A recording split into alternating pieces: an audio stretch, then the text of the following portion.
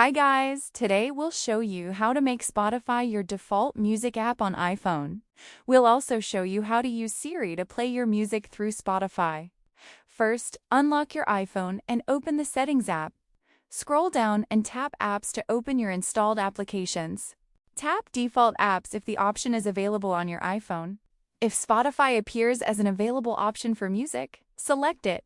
If Spotify isn't available under default apps, go back and scroll through the apps list until you find music.